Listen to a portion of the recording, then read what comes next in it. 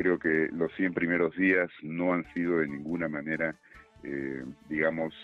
auspiciosos, no nos dejan la convicción de que podemos superar los problemas de inestabilidad política y enfrentarnos con toda posibilidad de éxito a las tareas más importantes que tienen que ver con atención de salud, con recuperación de la economía, con la educación sobre todo de los niños y niñas, en fin.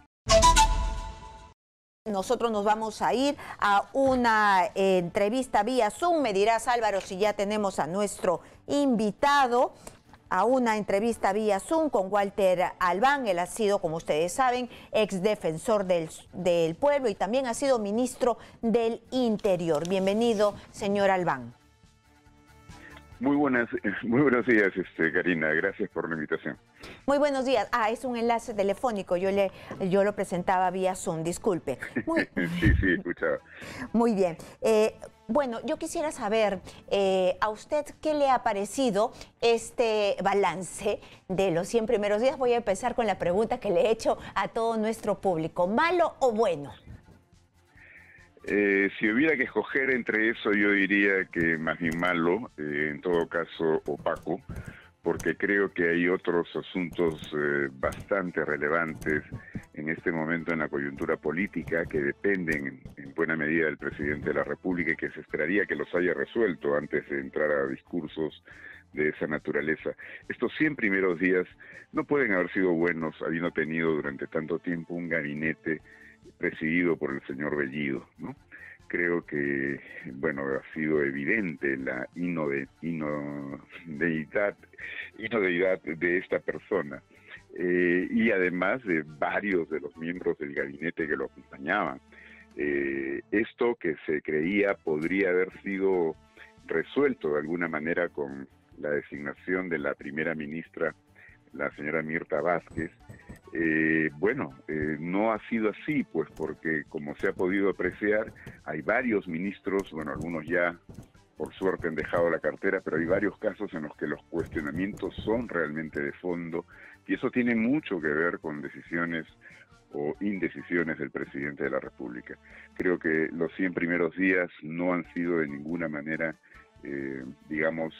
auspiciosos, no nos dejan la convicción de que podemos superar los problemas de inestabilidad política y enfrentarnos con toda posibilidad de éxito a las tareas más importantes que tienen que ver con atención de salud, con recuperación de la economía, con la educación sobre todo de los niños y niñas, en fin.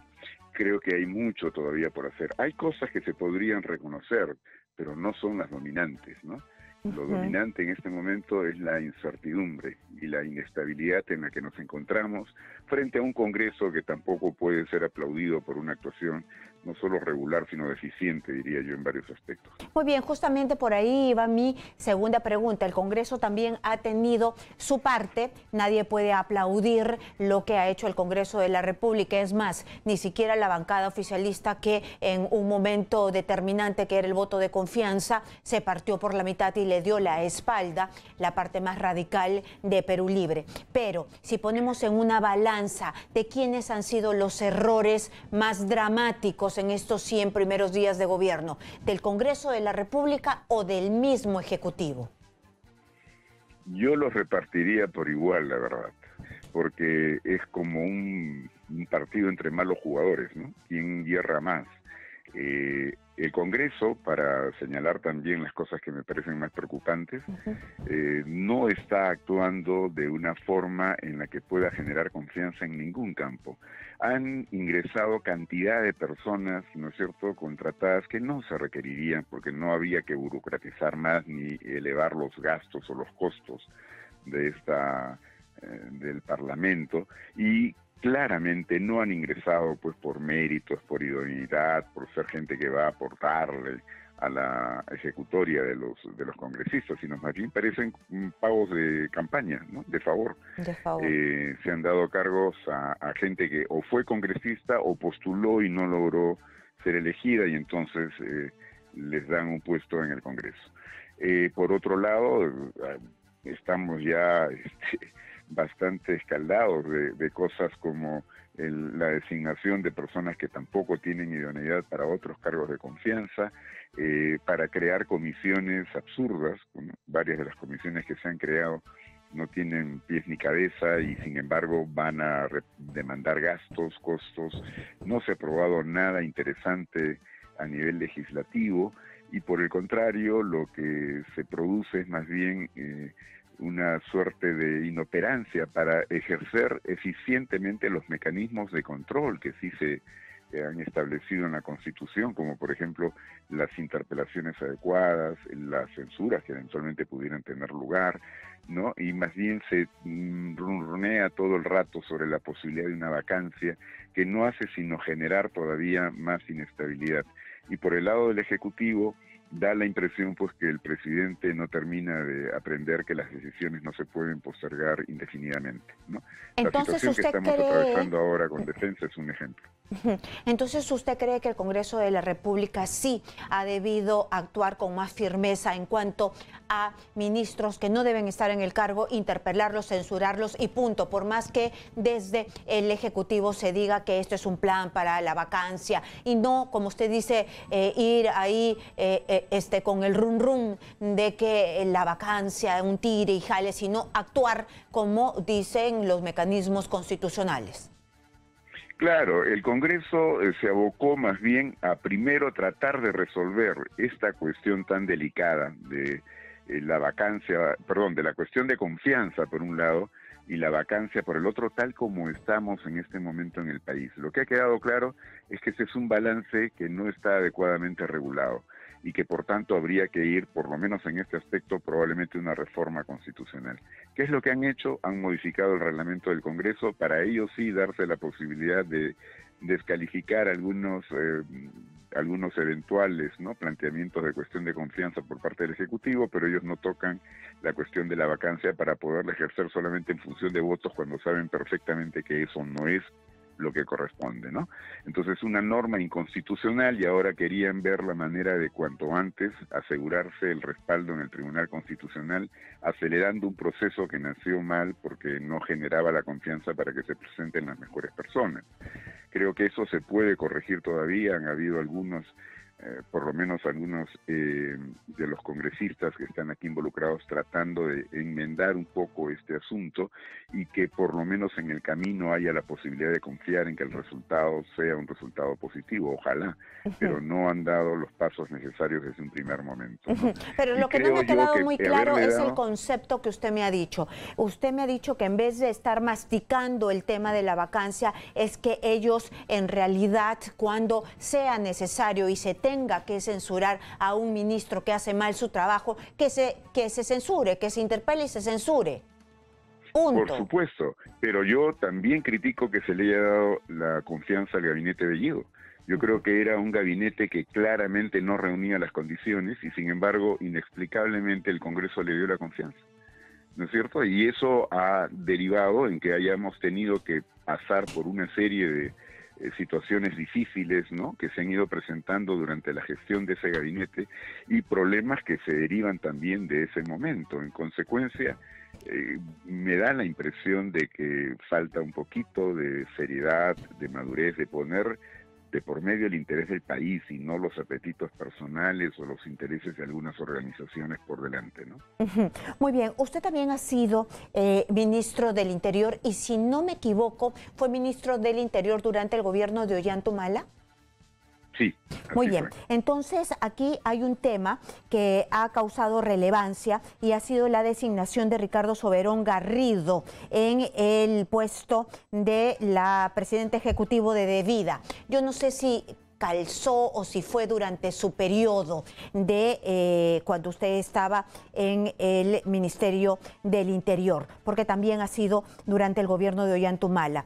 Y ha causado revuelo porque varias personas involucradas en el tema de la erradicación de la hoja de coca dicen que el gobierno está poniendo en peligro la erradicación de cultivos ilegales de hoja de coca con esta designación. Y se han dado cuenta de una serie de de elementos donde él está en contra de la erradicación. ¿Usted me podría decir qué es lo que piensa al respecto? ¿Usted lo conoce, ha trabajado con él y es un peligro en realidad?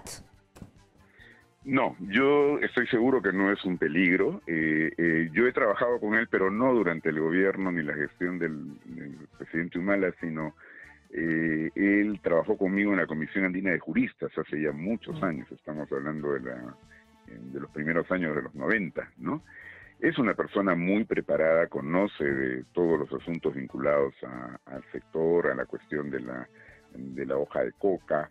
Y creo que la política de erradicación no tiene vuelta, o sea, esa es una realidad que nadie puede negar. Ahora, si hubiera cambiado de opinión en el transcurso del tiempo y esta persona estuviera en contra de la erradicación, creo que él mismo tendría que declinar, digamos, asumir esta función. Yo no creo que esa sea su posición en este momento, pero sí me queda claro que quien tuviera una posición contraria a la erradicación y que piense que no es un problema el cultivo de la hoja de coca hoy día en el Perú, en la magnitud en la que ésta tiene lugar y de la manera como se ha desatendido este asunto en los últimos años, sobre todo, creo que estaría al margen de las responsabilidades que le corresponde asumir en este momento. Esa fue también una de las críticas más importantes al anterior ministro, ¿no? Que claramente tenía una posición contraria, pero creo que la posición que le corresponde a debida hace incompatible que cualquier persona, por muy idónea que sea, si tuviera una posición tan radicalmente en contra, no podría ejercer esa función adecuadamente, ¿no? Porque empiezan a salir audios, empiezan a salir posiciones muy parecidas a la de Guillermo Bermejo. Se recuerda que en el año 2000... él habría dicho en un Congreso Nacional Cocalero que los trabajos que se hicieron para mostrar al Ministerio del Interior que la erradicación de coca es ilegal, es inconstitucional, es injusta y es arbitraria. Señaló en ese evento, dice, en una información en Perú 21, donde también arremetió contra Estados Unidos por impulsar esa medida. Bueno, habría que pedirle las explicaciones directamente a Ricardo Soberón si es que él habría expresado eso, pero lo que yo sí recuerdo, porque a mí también en la etapa en la que estuve en la Defensoría del Pueblo me tocó criticar determinados programas de erradicación, porque tampoco se trataba de hacerlo de cualquier manera. Hay que cuidar la situación de quienes auténticamente cultivan esto por falta de alternativas, porque no tienen tampoco otras condiciones que les favorezcan cambiar de cultivo, para que no tengan que estar en manos de quienes los buscan para tratar de aprovechar ese producto para el narcotráfico. Entonces, erradicar por erradicar, sin tener consideraciones de carácter social y también de los riesgos que esto supone en los lugares donde hay mayor producción de hoja de coca, también es una cuestión que tiene que ser examinada con todo cuidado e impedir que se puedan cometer atropellos. Yo me imagino que en esa perspectiva es que se han producido algunas críticas a ciertos programas o en determinados momentos campañas de erradicación, pero de ninguna manera como una postura absoluta o contraria a programas de erradicación que en el Perú tienen que producirse, porque es evidente que la gran cantidad de la hoja de coca que se produce aquí no tiene nada que ver con un uso tradicional o consuetudinario que pudiera derivarse en cuestiones apropiadas, sino tiene que ver con el narcotráfico, y eso es lo que se trata de evitar, ¿no? Exministro, es un poco complicado que una persona que en este momento está en debida haya sido, a ver, ¿qué es lo que dice aquí? Que él ha postulado por Juntos por el Perú, que fue excluido, también lo hizo por el Frente Amplio, y que fue asesor de las ex parlamentarias Nancy Obregón y Elsa Malpartida. Estas dos ex parlamentarias, recuerdo que una fue al Congreso de la República y la otra al Parlamento Andino, si no me falla la memoria, han sido investigadas por tráfico ilícito de drogas. Precisamente ellas, su fuerte era haber estado en zonas cocaleras. ¿Esto no mancha un poco su trayectoria, haber asesorado a estas dos personas? Francamente creo que no. Habrá que examinar más en detalle de qué se trata exactamente, pero Yo recuerdo que estas señoras fueron dirigentes en su momento, había que tener un diálogo con ellas, hubo incluso reuniones con la Defensoría del Pueblo, y el planteamiento que tenían no era uno en favor del narcotráfico ni en contra por completo de la erradicación, lo que querían eran programas que pudieran ser concertados. Yo me imagino que si en ese contexto alguien les ha prestado su asesoría, etcétera, no está de ninguna manera avalando cosas que no podamos en este momento defender. Ya desconozco cuál fue la trayectoria de estas señoras después de que estuvieron en el Congreso, por eso no puedo dar fe de que puedan haber mantenido la posición, pero la que mantuvieron durante mucho tiempo era algo perfectamente razonable y por tanto yo no veo ahí nada que pueda manchar, Es que terminaron digamos, en la la trayectoria de cárcel, alguien que ¿no? les haya prestado. Bueno, eso es lo que digo, que desconozco ya cuáles han sido las derivaciones o las posiciones que pueden haber adoptado después, ¿no? Muy bien, entonces como usted dice hay que estar vigilantes, ver si es que ha cambiado de posición o no, ver lo que está haciendo y por último todos los funcionarios están bajo la mirada y supervisión de todos los peruanos. Así es, y creo que debemos confiar en que cada quien haga su labor de la mejor manera con apego a la Constitución, a la ley y a las políticas generales que se han anunciado, pero que tienen que ejecutarse sobre la base de gente que tenga el compromiso de hacerlo en serio, ¿no? Y creo que más bien me preocupan otro tipo de designaciones que son las que en este momento todavía siguen en funciones y que a todas luces no solamente estamos criticando una falta de posición, sino que hay intereses contrarios a lo que se pretende hacer desde esos puestos tan importantes en la autoridad del país.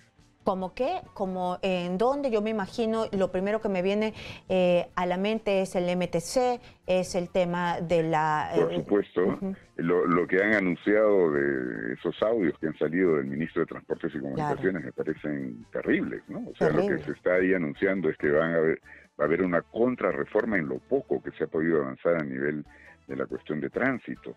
Y creo pues que eso es inaceptable, ¿no? Y el hecho de que se haya removido del puesto inmediatamente a la supervisora de transporte ya deja un mal sabor, y que incluso se hable de la salida de la señora a cargo de la autoridad autónoma. Bueno, eso es inaceptable. Y yo creo que ahí deberíamos concentrar un poco las preocupaciones. También se han dicho cosas muy delicadas respecto al sector de educación. Y no dejemos de recordar lo que pasó en Indecopi, ¿no? El nombramiento de una persona que no solo no tenía ninguna calificación para el cargo en la presidencia de Indecopi, sino que además tenía intereses contradictorios, o contrarios, perdón, conflicto de intereses por la tarea que había desarrollado en el estudio en el cual él había trabajado antes de esta designación. Pero ahí está calladito, sentadito, sin hacer bulla, y la Contraloría, me imagino que en algún momento alzará la voz. Muchísimas gracias por su análisis. Muchas gracias, Karina, también. Gracias. Hemos estado con Walter Albán, ex defensor del pueblo y ex ministro del Interior. Muchísimas gracias por su ayuda y por su análisis.